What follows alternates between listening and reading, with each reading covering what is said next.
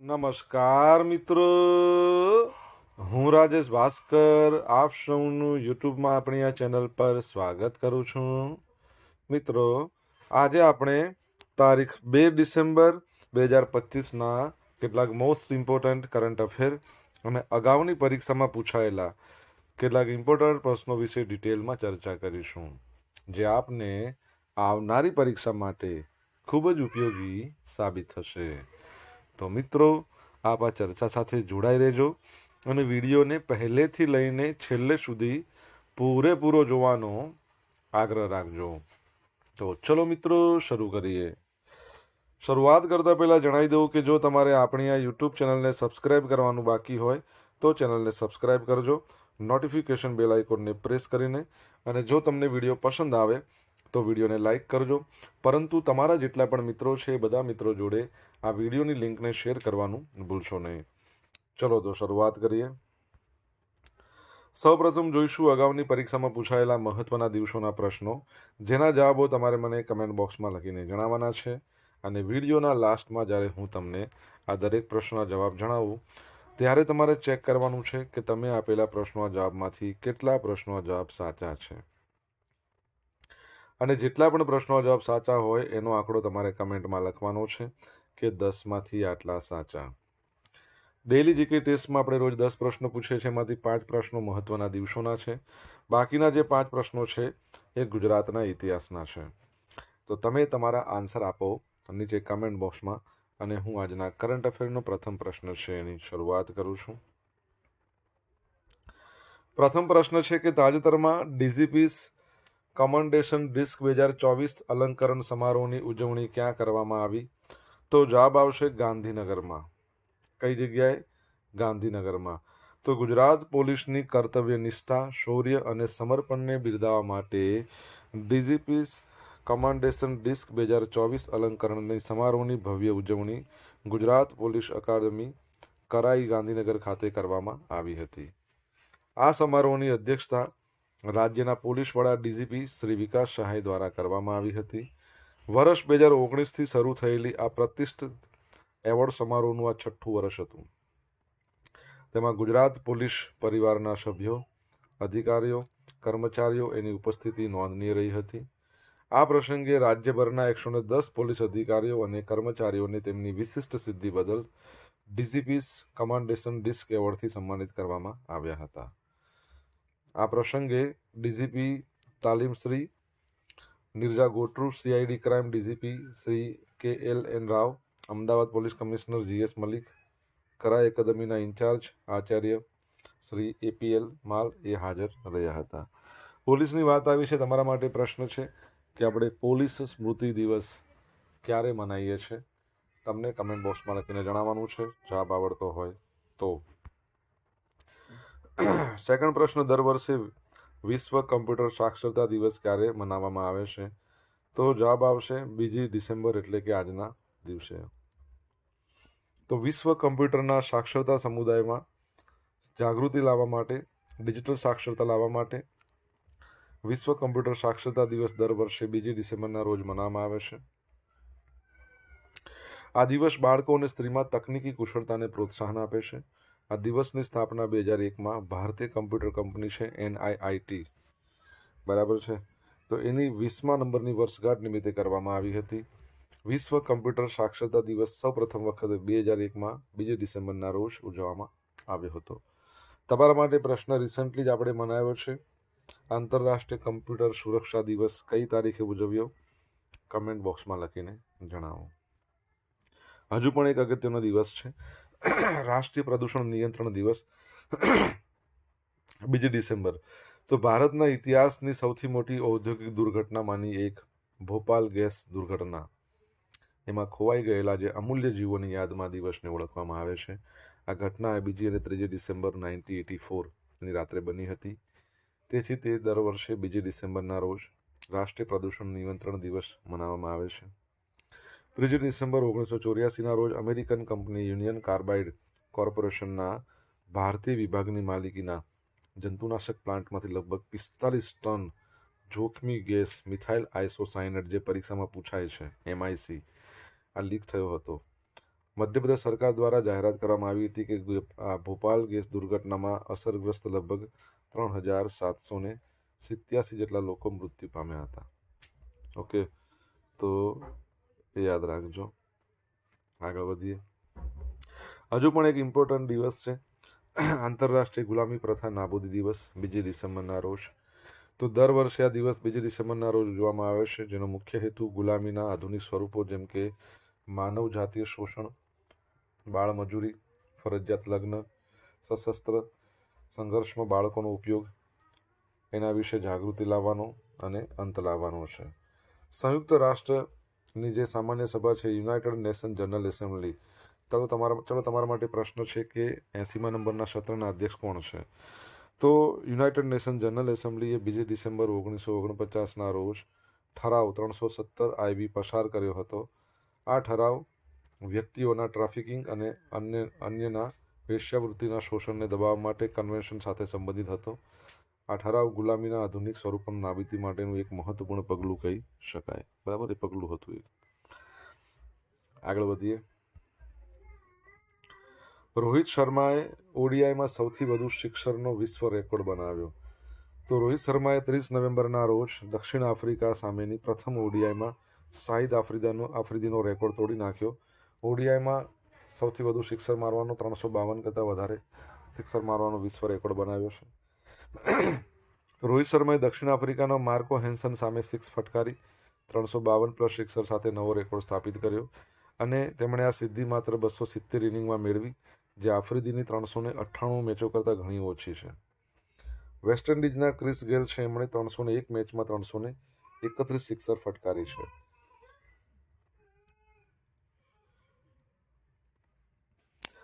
રોહિત શર્માના નામે અત્યારે જો જોઈશું ને તો હાલમાં 645 જેટલી ટોટલ ઇન્ટરનેશનલ સિક્સો છે, T20, ઓડીઆઈ, ટેસ્ટ બધી ભેગી કરીને.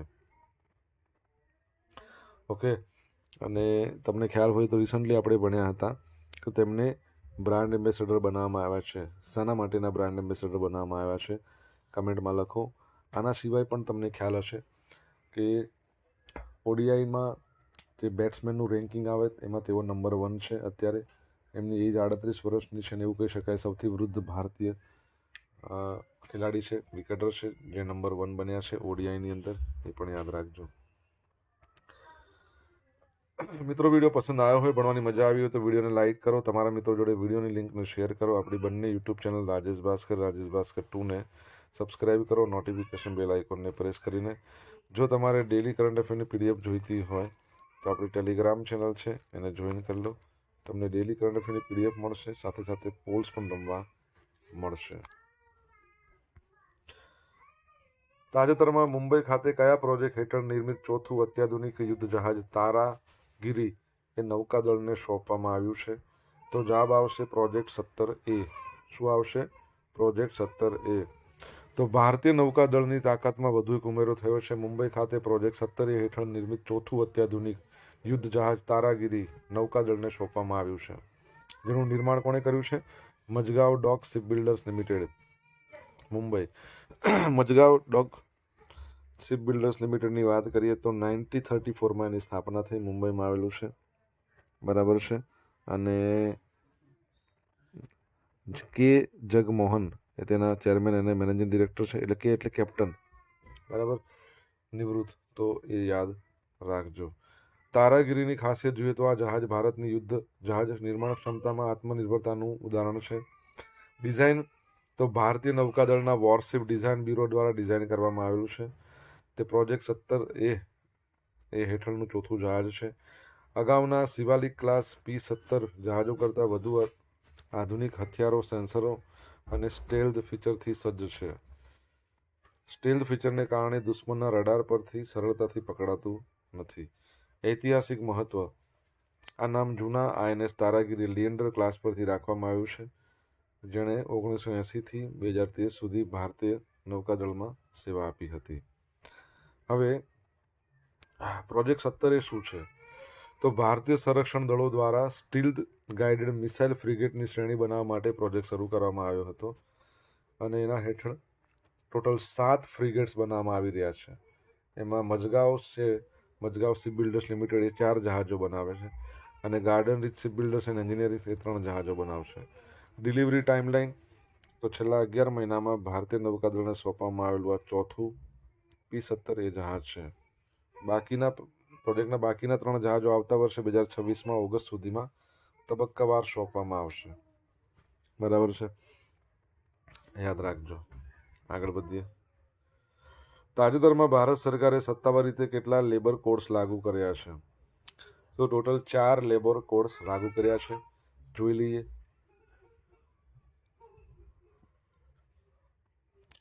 21 નવેમ્બરના રોજ ભારત સરકારે સત્તાવાર રીતે 4 લેબર કોડ્સ લાગુ કર્યા છે, જે સ્વતંત્ર ભારતના ઇતિહાસમાં સૌથી મોટા શ્રમ સુધારાઓ ગણાય છે.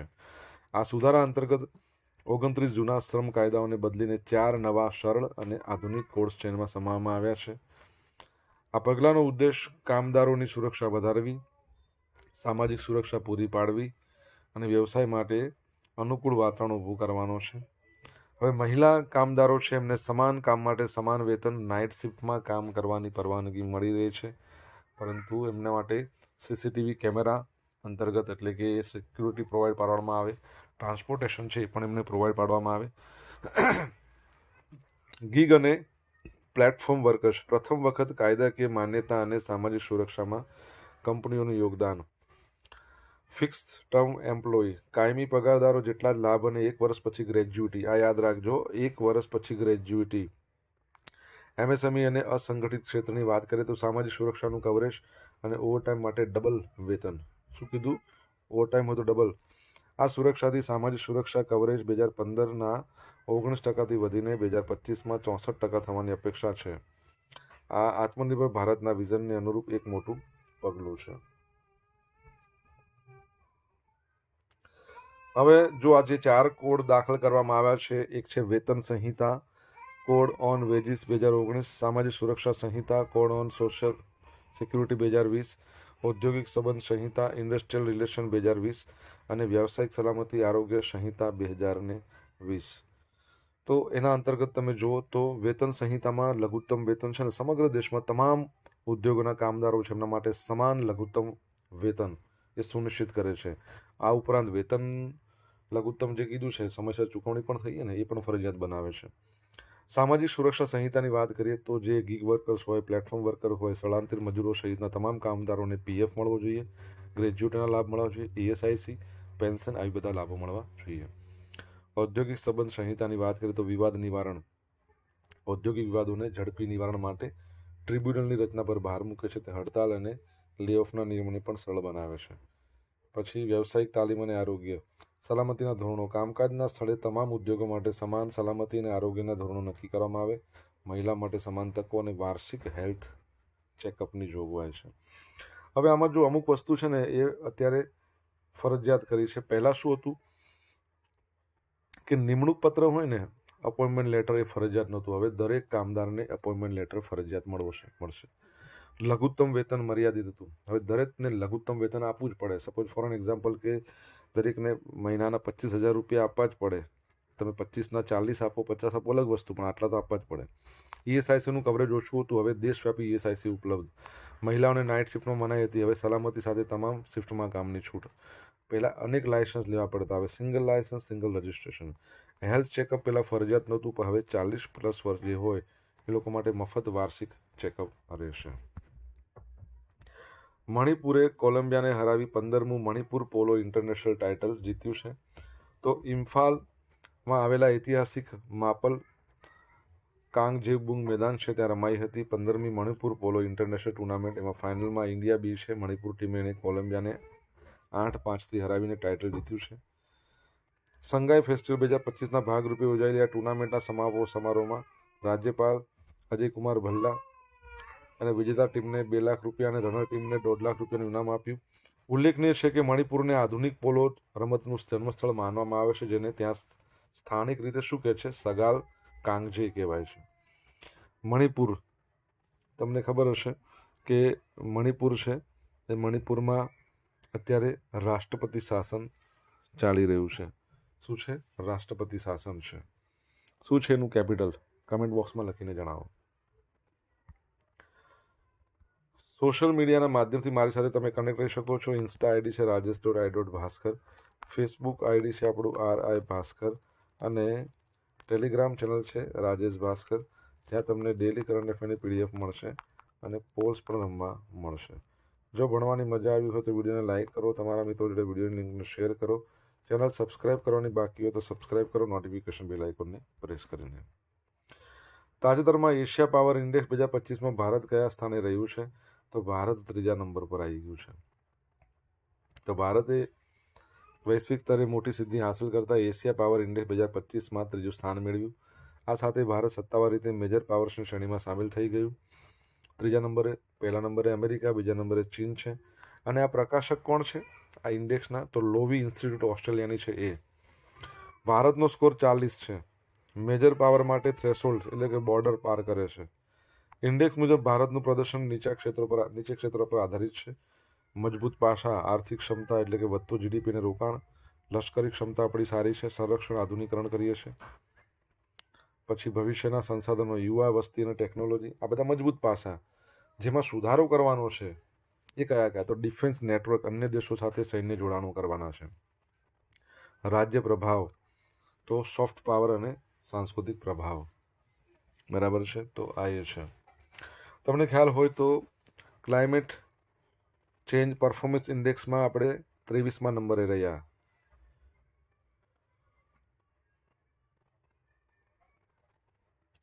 તાજેતરમાં global commitment to development index આવ્યો, એમાં ભારત કયા નંબરે રહ્યું? કમેન્ટમાં લખજો. રાષ્ટ્રપતિ શ્રીમતી દ્રૌપદી મુર્મુએ સિકંદરાબાદ ખાતે 2જા ભારતીય કલા મહોત્સવનું ઉદ્ઘાટન કર્યું. કઈ જગ્યાએ? સિકંદરાબાદના રાષ્ટ્રપતિ નિલયમ ખાતે. કોણે? શ્રીમતી રાષ્ટ્રપતિ દ્રૌપદી મુર્મુએ. અને આવૃત્તિ કેટલામાં નંબરની? 2nd નંબરની. પહેલો ઉત્તર પૂર્વ ભારત માટે હતો. વિશેષતા શું છે? આ મહોત્સવ 9 દિવસ ચાલશે. પશ્ચિમ ભારતના રાજ્યોની સંસ્કૃતિ રજૂ કરવામાં આવશે. અને કયા રાજ્યોનો સમાવેશ? તો ગુજરાત આવી ગયું, મહારાષ્ટ્ર આવી ગયું, રાજસ્થાન, ગોવા, દાદરા અને નગર હવેલી, દીવ દમણ, આ બધાની વાત છે. અને આનો હેતુ યુવાનોને ભારતની વિવિધ પરંપરા અને વારસા સાથે જોડવાનો છે. 30 નવેમ્બરે જાહેર જનતા માટે ખુલ્લો, અને એમાં ફીઝ એન્ટ્રી પાસ કોઈ છે નહીં. ઓકે. અગાઉની પરીક્ષામાં પૂછાયેલા મહત્વના દિવસોના પ્રશ્નો જોઈ લે. પહેલો પ્રશ્ન, દર વર્ષે 11 જુલાઈને કયા દિવસ તરીકે ઉજવીએ છીએ? વિશ્વ જનસંખ્યા દિવસ. અને એક એ સાથે આવે એટલે અનેક થાય, આવું યાદ રાખજો. એટલે 11 જુલાઈ. મહિલા અત્યાચાર વિરોધી દિન બરાબર છે, કયા વર્ષથી મનાવવામાં આવે છે? તો 2000ની સાલથી. રાષ્ટ્રીય કાયદા દિન ક્યારે મનાવીએ છીએ? 26 નવેમ્બર. બંધારણ દિવસ પણ કહી શકાય, સંવિધાન દિવસ પણ કહી શકાય. ભારતમાં ગુડ ગવર્નન્સ ડે ક્યારે મનાવવામાં આવે છે? તો 25 ડિસેમ્બર. ભારતના પૂર્વ વડાપ્રધાન શ્રી અટલ બિહારી વાજપેયીજીનો જન્મદિવસ. ખાલી જગ્યાના દિવસને વિશ્વ આરોગ્ય દિવસ તરીકે ઉજવીએ છીએ 7મી એપ્રિલ. અગાઉની પરીક્ષામાં પૂછાયેલા ગુજરાતના ઇતિહાસના પ્રશ્નો જોઈ લે. ગુજરાત વિદ્યાપીઠની સ્થાપના ક્યારે થઈ? 18મી ઓક્ટોબર 1920 ગાંધી બાપુએ કરી. ગુજરાતના કયા ક્રાંતિવીરને ડુંગળી ચોર તરીકે ઓળખવામાં આવે છે? મોહનલાલ પંડ્યા. શ્રીદાસ જયસિંહનો જન્મ ક્યાં થયો? તો પાલનપુર. ગુજરાતના કયા મુખ્યમંત્રીના કાર્યકાળ દરમિયાન બાળ મંદિરથી યુનિવર્સિટી સુધી કન્યા કેળવણી મફત કરવાનો નિર્ણય કરવામાં આવ્યો હતો? તો માધવસિંહ સોલંકી. 1884-85 સૌરાષ્ટ્ર ખાતે સૌપ્રથમ વખત શરૂ કરવામાં આવેલ શામળદાસ કોલેજની સ્થાપના કોણે કરી હતી? તો મહારાજા તખ્તસિંહજી. હવે જોઈશું ગઈકાલે પૂછેલા પ્રશ્નો જવાબ. પહેલો પ્રશ્ન, સંયુક્ત રાષ્ટ્રના નવા વર્લ્ડ અર્બનાઇઝેશન પ્રોસ્પેક્ટ 2025 રિપોર્ટ અનુસાર વિશ્વનું સૌથી વધુ વસ્તી ધરાવતું શહેર જકાર્તા છે. કઈ ભારતીય કંપનીએ ફ્રાન્સની સેફ્રન ઇલેક્ટ્રોનિક્સ સાથે મળી ભારતમાં અત્યાધુનિક હથિયાર બનાવવા એક મહત્વપૂર્ણ સંયુક્ત સહાર કરાર પર હસ્તાક્ષર કર્યા છે? તો ભારત ઇલેક્ટ્રોનિક્સ લિમિટેડ. આજે પૂછેલા પ્રશ્નો જવાબ જોઈ લઈએ. પહેલો પ્રશ્ન શું પૂછ્યો હતો? પોલીસ સ્મૃતિ દિવસ આપણે ક્યારે મનાવીએ છીએ? 21 ઓક્ટોબર. સેકન્ડ પ્રશ્ન, કમ્પ્યુટર સુરક્ષા દિવસ રિસન્ટલી મનાયો 30 નવેમ્બર. ત્રીજો પ્રશ્ન, યુનાઇટેડ નેશન જનરલ એસેમ્બલી એસએના 7 નંબરનું સત્ર, એના અધ્યક્ષ તો એનાલેના બાર્બોક. ચોથા નંબરનો પ્રશ્ન, T20 મેન્સ વર્લ્ડ કપ જે 2026માં યોજાઈ રહ્યો છે ભારત અને શ્રીલંકામાં, એના બ્રાન્ડ એમ્બેસેડર બન્યા છે રોહિત શર્મા. 5મા નંબરનો પ્રશ્ન શું હતો?